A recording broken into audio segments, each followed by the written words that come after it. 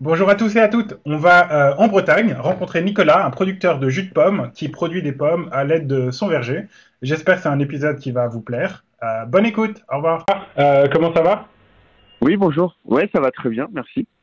Euh, donc il faut savoir pour tout le monde que c'est la deuxième fois qu'on se parle. La première fois, j'ai eu un léger souci technique, donc je remercie infiniment Nicolas pour son temps et sa disponibilité. Pour me faire pardonner auprès de nos auditeurs et auprès de Nicolas, on fera gagner non pas un baril de jus, mais deux. Donc il y aura deux bidons de jus à gagner. C'est gentil pour le gagnant.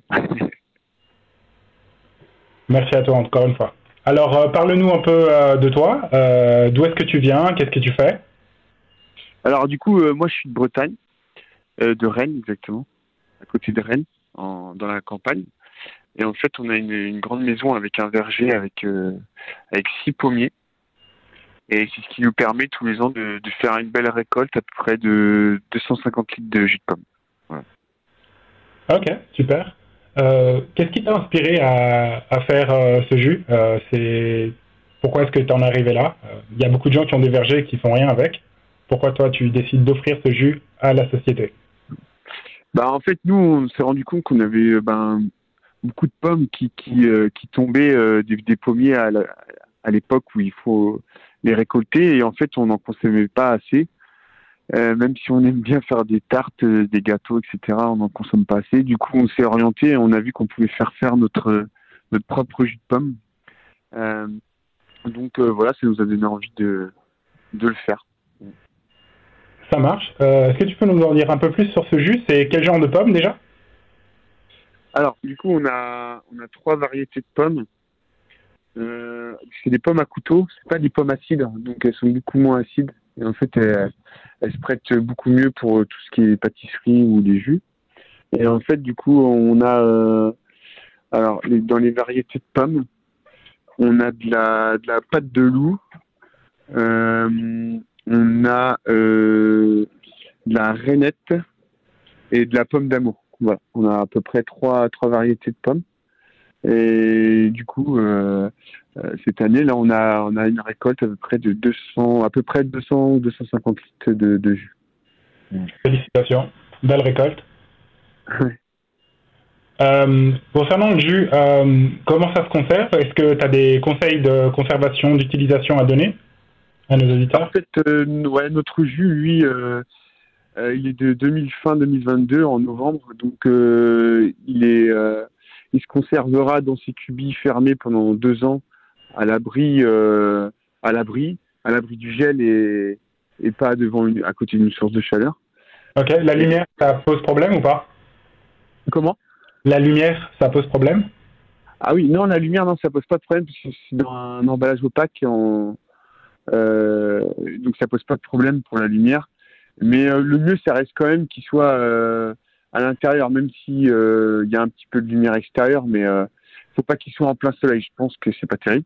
Donc faut le conserver comme ça. Et en fait, une fois ouvert, donc une fois qu'il est décapsulé, on peut le consommer 2 mois. Voilà. Ça marche. Et 2 ans quand il n'est pas ouvert. Voilà, c'est ça. Ok, super, intéressant. Merci en tout cas pour tous ces conseils pratiques. Ouais, de rien. Dernière question, il me semble que tu avais mentionné un pressoir mobile. Est-ce que tu peux nous en dire plus? Ah oui, en fait, donc le pressoir mobile, en fait, c'est une presse mobile qui est basée dans la Sarthe normalement. Et en fait, ils font toute une tournée en Bretagne. Et en fait, nous, on vient avec notre récolte, on leur donne nos pommes et en fait, ils nous les pressent à chaud.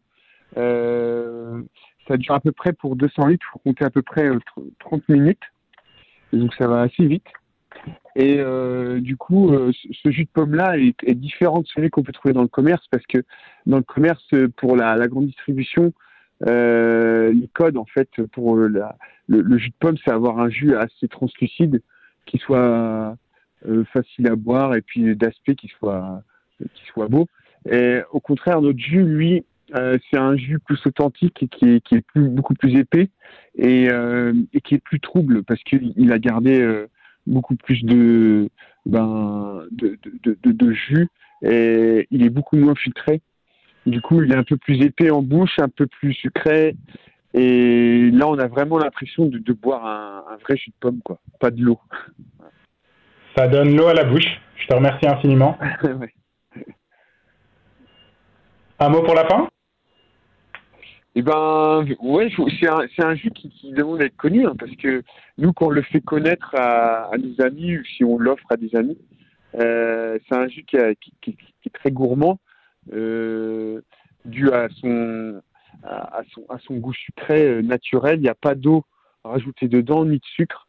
Et on a l'impression vraiment de boire un petit peu comme si on buvait une compote. Voilà, c'est un peu ça. Ah ok, parfait. Merci beaucoup. En tout cas, c'est encore une fois très gentil de ta part de nous redonner ton temps et de nous donner autant l'eau à la bouche avec un jus qui a l'air magnifique. Eh ben, ce sera avec plaisir de vous le faire découvrir. Merci Nicolas. Mais de rien.